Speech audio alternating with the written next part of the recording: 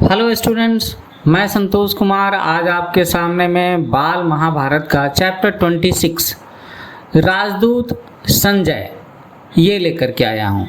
तो जैसे आजकल के समय में एक देश में दूसरे देशों के राजदूत आते जाते रहते हैं ना, एम्बेसी समझते हो ना आप, दूतावास।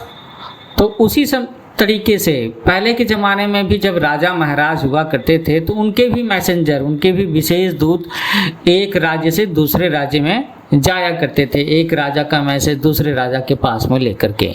तो अभी हम लोग महाभारत की बात कर रहे हैं, तो आज जानेंगे राजदूत संजय के रोल के बारे में कि उन्होंने क्या कहने की कोशिश की और क्या बातें हुई। उपलब्ध नगर में रहते हुए पांडवों ने अपने मित्र राजाओं को दूतों द्वारा संदेश भेज करके कोई 7 अक्षौहिणी सेना एकत्र की। उधर कौरवों ने भी अपने मित्रों द्वारा काफी बड़ी सेना इकट्ठी की जो 11 अक्षौहिणी तक हो गई थी। पांचाल नरेश के पुरोहित जो युधिष्ठिर की ओर से राजदूत बन करके हस्तिनापुर गए थे, नियत समय पर धृतराष्ट्र की राजसभा में पहुंचे।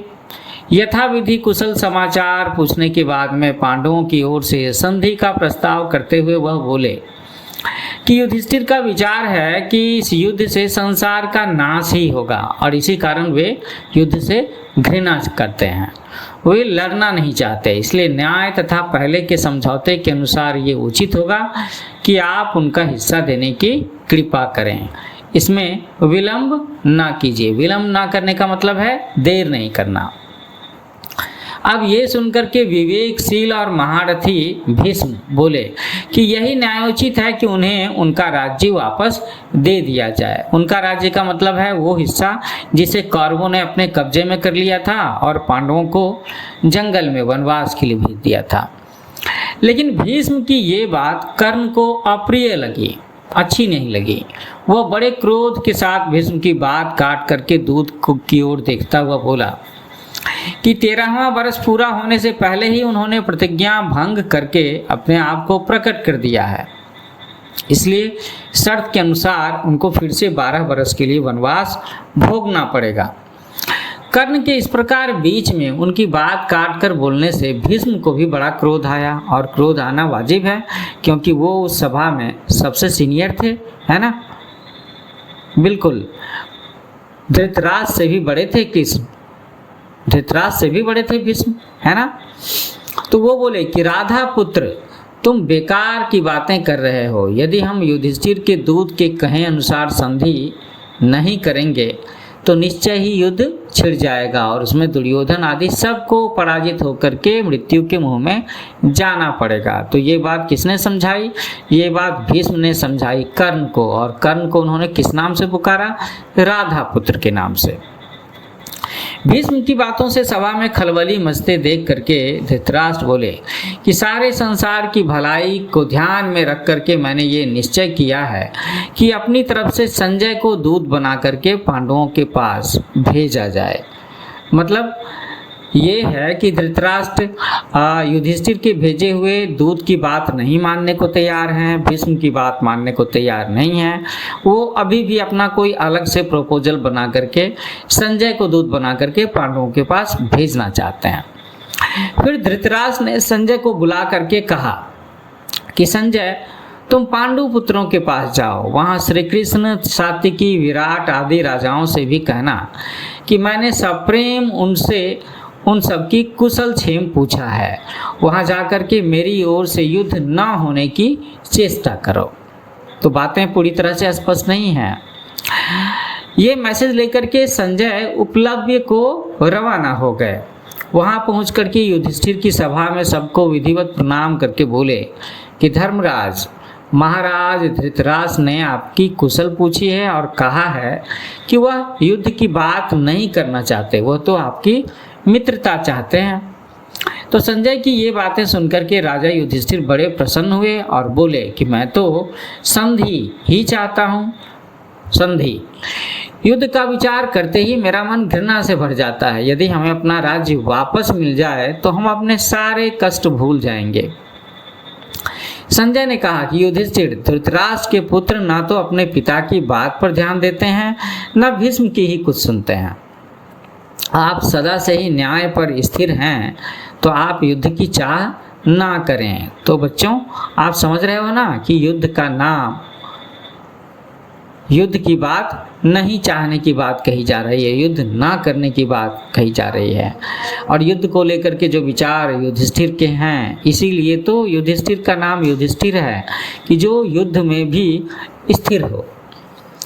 तो संजय की ये बातें सुनकर के युधिष्ठिर बोले कि संजय, श्री कृष्ण दोनों पक्षों के लोगों के हित चिंतक हैं, शुभ चिंतक हैं, तो वह जो सलाह देंगे वैसा ही मैं करूँगा। ये बड़ी विवेकपूर्ण बात कही युधिष्ठिर ने कि भाई श्री कृष्ण जैसा बोलेंगे वैसा मैं करूँगा। तभी श्री कृष्ण बोले कि मैं तो स्वयं ही हस्तिनापुर जाना उचित समझता हूँ। मेरी यही इच्छा है कि कौरवों से संधि की जा सकती हो तो की जाए, एक बार कोशिश कर ही ली जाए। तो श्री कृष्ण के बाद युधिष्ठिर फिर बोले कि संजय, कौरवों की राजसभा में जाकर के महाराज धृतराष्ट्र को मेरी तरफ से प्रार्थना पूर्वक संदेश सुनाना कि कम से कम हमें 5 गांव ही दे दें, हम 5 भाई इसी से संतोष कर लेंगे, इसी से सेटिस्फाइड हो जाएंगे और संधि करने को तैयार होंगे। तो देखो कितनी बड़े सेक्रीफाइस की बात कर रहे हैं युधिष्ठिर। वो कह रहे हैं कि ठीक है, हमें हमारा राज्य इंद्रप्रस्थ ना लौटाएं, हमें बस 5 गांव दे दें, हम उतने से ही सेटिस्फाइड हो जाएंगे। तो युधिष्ठिर का यह संदेश लेकर के संजय पांडवों तथा श्री कृष्ण से विदा होकर के हस्तिनापुर को रवाना हो गए। राजसभा में आकर के उन्होंने युधिष्ठिर की सभा में जो चर्चा हुई थी उसका सारा हाल कह सुनाया, क्योंकि वो तो एक मैसेंजर के रोल में थे ना, दूत के रोल में। तो संजय के इस प्रकार कहने पर भीष्म दुर्योधन को दोबारा समझाने के बाद धृतराष्ट्र से बोले कि राजन, कर्ण बार बार यही दम भर रहा है कि खत्म कर डालूंगा, किंतु मैं कहता हूं कि पांडवों की शक्ति का 16वां 1/16 हिस्सा भी उसमें नहीं है। तुम्हारा पुत्र, कहने का मतलब दुर्योधन, उसी के कहे के हिसाब से चलता है, उसी की सलाह मशविरे से चलता है। तो ये तो बात हम लोग जान ही चुके हैं कि दुर्योधन के मन में श्री कृष्ण की बात नहीं, दुर्योधन के मन में किसकी बातें चलती हैं? कर्ण की बातें चलती हैं, शकुनी की बातें चलती हैं। और कर्ण और शकुनी दुर्योधन के दुर्विचार को बढ़ावा देते हैं, पोषित करते हैं।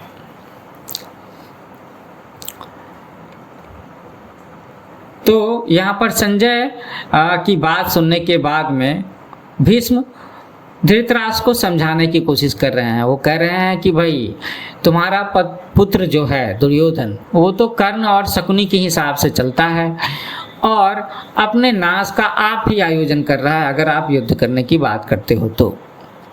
विराट नगर पर आक्रमण करते समय अर्जुन ने उसका घमंड चूर चूर कर दिया था, तब कर्ण वही तो था। और गंधर्व जब दुर्योधन को कैद करके ले गए थे तब यह डपोर शंख कर्ण कहाँ छिप गया था? डपोर शंख का मतलब होता है बड़ी बड़ी बातें करने वाला, है ना, डींग हाँकने वाला। तो गंधर्वों को अर्जुन ने ही तो भगाया था और दुर्योधन को उनकी कैद से मुक्त किया था। इसके बाद धृतराष्ट्र ने संतप्त होकर के दुर्योधन को समझाया। संतप्त होने का मतलब है कि कहीं न कहीं मन मार करके किसी बात को मान लेना। तो वो कहते हैं दुर्योधन से कि बेटा, भीष्म पितामह जो कहते हैं वही करने योग्य है, युद्ध ना होने दो, संधि करना ही उचित है। तो अब तक दुर्योधन जो यह सब बातें सुन रहा था, उठा और अपने पिता को साहस बंधाता हुआ बोला कि पिताजी, आप भी कैसे भोले भाले हैं जो यह भी नहीं समझते कि स्वयं युधिष्ठिर हमारा सैन्य बल, मिलिट्री फोर्स देख करके घबरा उठे हैं और इसी कारण आधे राज्य की बात छोड़ करके अब केवल 5 गांव की याचना कर रहे हैं। याचना करना मतलब भीख मांगना, रिक्वेस्ट करना, है ना। तो क्या उनकी 5 गांव वाली मांग से यह सिद्ध नहीं होता कि हमारी 11 अक्षौहिणी सेना देख करके युधिष्ठिर के मन में भय उत्पन्न हो गया है? इतने पर भी आपको हमारे विजय के बारे में संदेह हो रहा है ना, डाउट हो रहा है, तो ये बड़े आश्चर्य की बात है। अब धृतराष्ट्र ने समझाते हुए फिर से कोशिश की और कहा कि बेटा, जब 5 गांव देने से ही युद्ध टल जाता है तो बाज आओ ना युद्ध से, तो तुम्हारे पास तो फिर भी पूरा का पूरा राज्य रह जाता है। अब हठ ना करो, जिद ना करो। लेकिन इस उपदेश से, है ना, इस उपदेश से, इस लेक्चर से धृतराष्ट्र ने जो समझाने की कोशिश की, भीष्म ने जो समझाने की कोशिश की, दुर्योधन चिढ़ गया और बोला कि मैं तो सुई की नोक के बराबर भूमि भी पांडवों को नहीं देना चाहता हूँ। तो ध्यान देने की बात है, दुर्योधन ने क्या कहा कि मैं तो सुई की नोक के बराबर भूमि भी पांडवों को नहीं देना चाहता हूँ। तो ये दुर्विचार भरा हुआ था दुर्योधन के मन में, इतना बड़ा लालच भरा था दुर्योधन के मन में। वो कहता है कि आपकी जो इच्छा हो करें, अब इसका फैसला युद्ध भूमि में ही होगा। मतलब दुर्योधन ने तय कर रखा था कि वो 1 इंच सुई की नोक के बराबर भी जमीन नहीं देगा, चाहे युद्ध करना पड़े तो करे। कहीं ना कहीं उसे अपनी सेना पर थोड़ा ज़्यादा अभिमान था, उसको अपनी तैयारी पर ज़्यादा घमंड हो चला था। तो ऐसे बोलते बोलते दुर्योधन उठ खड़ा होता है और बाहर चला आया। सभा में खलबली मच गई और इस गड़बड़ी में सभा भंग हो गई। तो खलबली मचने की बात है कि भाई अब तो एक तरह से तय हो गया ना कि युद्ध होकर के रहेगा। और लोगों ने ये भी देख लिया, सभा के लोगों ने, दूतों ने, कि दुर्योधन तो किसी की बात मानने को तैयार ही नहीं है, ना धृतराष्ट्र की सुन रहा है, ना युधिष्ठिर का प्रपोजल एक्सेप्ट कर रहा है, ना ही भीष्म की बातें मान रहा है। वो तो 1 इंच जमीन भी देने को तैयार नहीं है, 5 गांव की कौन कहे। इधर संजय के उपलब्ध से रवाना हो जाने के बाद में युधिष्ठिर श्री कृष्ण से बोले कि वासुदेव, संजय तो महाराज धृतराष्ट्र के मानो दूसरे प्राण हैं। उनकी बातों से मुझे महाराज के मन की बात स्पष्ट रूप से मालूम हो गई है। मैंने तो कहला भेजा है कि मैं तो केवल 5 गांव से ही संतोष कर लूँगा, किंतु ऐसा लगता है कि वे दुष्ट इतना भी देने को तैयार नहीं होंगे। तो इस बारे में आप ही सलाह दे सकते हैं कि क्या किया जाए। तो युधिष्ठिर की बातें सुनकर के श्री कृष्ण ने कहा कि युधिष्ठिर, मैंने भी एक बार स्वयं हस्तिनापुर जाने का इरादा कर लिया है, तो तुम लोगों के स्वत्वों को युद्ध से बचाने की चेष्टा करूंगा। यदि मैं सफल हुआ तो इससे सारे संसार का कल्याण होगा। युधिष्ठिर ने कहा कि श्री कृष्ण, मुझे लगता है कि आप वहां ना जाएं। दुर्योधन का कोई ठिकाना ही नहीं कि वह कब क्या कर बैठे। मुझे डर है कि कहीं वो आप पर ही अटैक न कर दे। ऐसा कहा युधिष्ठिर ने। युधिष्ठिर के मन में श्री कृष्ण के लिए प्रेम भी है और काफी रिस्पेक्ट भी है। श्री कृष्ण बोले कि धर्मपुत्र, मैं दुर्योधन से भली भांति परिचित हूँ, फिर भी हमें प्रयत्न करना चाहिए, है ना। हमें कोशिश करनी चाहिए कि किसी के यह कहने की गुंजाइश मैं नहीं रखना चाहता कि हम लोगों ने शांति स्थापित करने का या युद्ध को टालने का जो भरसक कोशिश करनी चाहिए थी वो नहीं किया। उस प्रयास में कुछ बाकी रह गया, इसलिए मेरा तो जाना ही ठीक रहेगा। तो मैं तो एक बार हस्तिनापुर जाना चाहता हूँ। तो इतना करके श्री कृष्ण हस्तिनापुर के लिए विदा हो जाते हैं। तो स्टूडेंट्स, ये था चैप्टर 26, जिसमें हम लोगों ने ये बात सुनी कि किस तरीके से संजय को दूत बना करके भेजा जाता है और संजय ने किस तरीके से धृतराष्ट्र की बातें युधिष्ठिर को सुनाई और युधिष्ठिर का प्रस्ताव लेकर के वो वापस धृतराष्ट्र के पास जाते हैं। और हम लोगों ने देखा कि भाई युधिष्ठिर शांति के पक्ष में है, समझौते के पक्ष में है, जबकि दुर्योधन युद्ध के पक्ष में है। वो तो 1 इंच जमीन भी नहीं देना चाहता। अगले भाग में हम लोग पढ़ेंगे कि कैसे शांति दूत बन करके श्री कृष्ण हस्तिनापुर जाते हैं और वहाँ पर क्या कुछ होता है। तो स्टूडेंट्स, मेरा चैनल न्यू एज कोचिंग, मुझे उम्मीद है आपको अच्छा लगा होगा। तो आप इसे लाइक करिए, शेयर कीजिए, सब्सक्राइब कीजिए, अपने कमेंट्स ज़रूर डालिए महाभारत की इस कहानी के बारे में। ये बड़ी दिलचस्प कहानी है और हर अगले एपिसोड में ये पिछले से ज़्यादा इंटरेस्टिंग हुई जा रही है। अब आगे के एपिसोड में जल्दी ही हम लोग महाभारत के युद्ध की कहानी सुनेंगे। So happy learning with new age coaching.